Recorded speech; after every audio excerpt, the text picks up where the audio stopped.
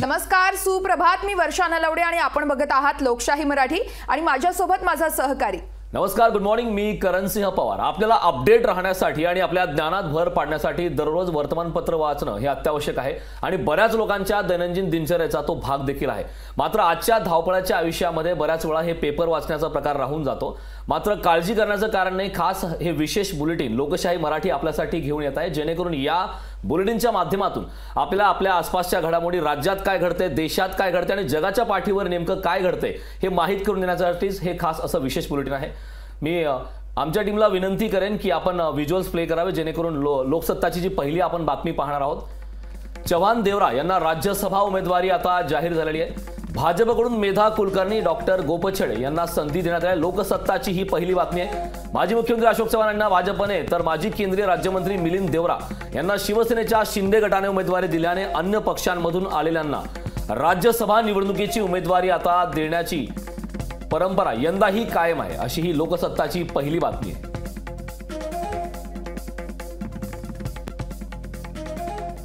अर्थातच करण, आता आपण पाहूयात महाराष्ट्र टाइम्स मध्ये नेमकी काय महत्त्वाची बातमी आहे पहिल्या पानावरती. ती म्हणजे राज्यसभा बिनविरोध होणार का, असा सवाल या ठिकाणी उपस्थित करण्यात आलाय. राज्यसभेची द्विवार्षिक निवडणूक येत्या 27 फेब्रुवारीला होते, तर त्यासाठी भाजप, शिवसेना आणि काँग्रेस तसेच राष्ट्रवादी काँग्रेसनं बुधवारी अधिकृत उमेदवारांची घोषणा केली आहे. भाजपनं बुधवारी 3 उमेदवार दिले असले तरी भाजपचं धक्कातंत्र पाहता आज ते गुरुवारी उमेदवारी अर्ज भरण्याच्या शेवटच्या दिवशी चौथा उमेदवार देण्याची शक्यता आहे आणि चौथा उमेदवार देऊन काँग्रेसची चिंता वाढवतील अशी सुरुवातीला चर्चा होती. मात्र चौथा उमेदवार देणार नसल्याचं भाजपच्या प्रदेश अध्यक्षांनी स्पष्ट केलंय. त्यामुळे आता राज्यसभा निवडणूक बिनविरोध होण्याची केवळ औपचारिकताच उरल्याचं बोललं जात आहे.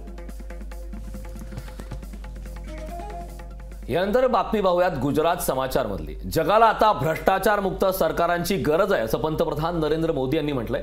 सरकारने लोकांच्या जीवनात कमी ढवळाढवळ करावी.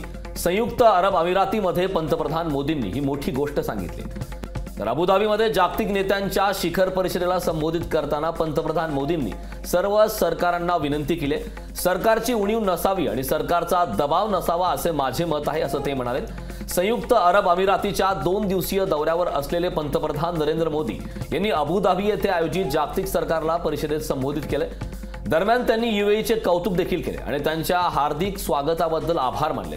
दरम्यान PM मोदी म्हणाले, आज आपण 21व्या शतकात आहोत. एकीकडे जग आधुनिकतेकडे वाटचाल करत आहे, तर दुसरीकडे गेल्या शतकापासून सुरू असलेली आव्हाने तितकीच व्यापक होती. अगदीच.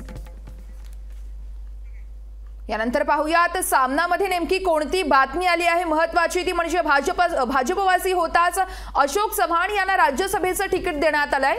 नारायण राणेंचा पत्ता कट झालाय. मेधा कुलकर्णी यांचं पुनर्वसन झाल्याचं म्हणत सामनामधून कुठेतरी भाजपवरती हल्लाबोल करण्यात आला असल्याचं पाहतोय. तर आपण सामनामधली बातमी पाहणारच आहोत. मात्र आता आपण महाराष्ट्र टाइम्स मधली बातमी पाहतोय.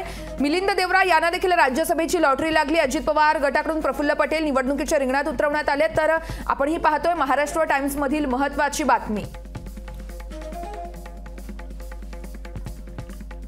पुन्हा एकदा पाहूयात सामनामध्ये नेमकं काय म्हटलं आहे. सामनामधून पुन्हा एकदा भाजपवरती निशाणा साधण्यात आलाय. नारायण राणेंचा कट्टा कुठेतरी पत्ता कट झाल्याचं पाहायला मिळतं, असं सामनातून बोलत भाजपवरती टीका करण्यात आली आहे. ED, CBI यासारख्या केंद्रीय तपास यंत्रणांचा पाक यावेळेस खवून फोडाफोडीने राजकारण करणाऱ्या भाजपनं काँग्रेसचा हात सोडून पक्षप्रवेश करणारा अशोक चव्हाण यांना काही तासातच राज्यसभेचं तिकीट देत भ्रष्टाचाराचा आदर्श घालून दिलाय, असं म्हणत सामनातून भाजपवरती हल्लाबोल करण्यात आलाय. तर त्यापाठोपाठ शिंदे गटाकडून मिलिंद देवरा यांना देखील राज्यसभेची लॉटरी लागली आहे. अजित पवार गटाकडून प्रफुल्ल पटेल यांना निवडणुकीच्या रिंगणात उतरवण्यात आलंय. केंद्रीय मंत्री नारायण राणे यांचा मात्र पत्ता कट करून पुण्याच्या मेधा कुलकर्णी आणि नांदेडचे डॉक्टर अजित गोपछडे यांना भाजपकडून राज्यसभेची उमेदवारी देण्यात आली आहे. तर काँग्रेसकडून चंद्रकांत हंडोरे यांना राज्यसभेची संधी देण्यात आली आहे. ही सामनातील अत्यंत महत्त्वाची बातमी म्हणावी लागेल. करण,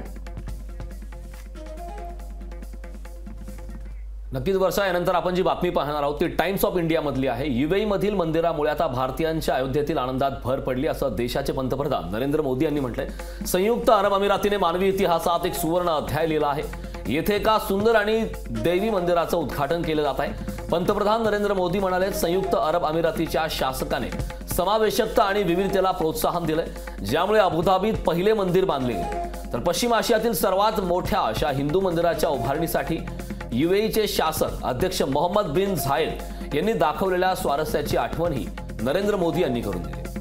अगदीच. कारण तर या काही महत्त्वाच्या वर्तमानपत्रातल्या ठळक बातम्या आपण पाहिलेल्या आहेत, जेणेकरून आपल्याला आपल्या आसपास नेमक्या काय घडामोडी घडत आहेत ते कळण्यास मदत होणार आहे. यानंतर वळूयात पुढील महत्त्वाच्या ब्रेकिंग न्यूजकडे. लोकशाही मराठी ऐका, पहा, जागरूक रहा.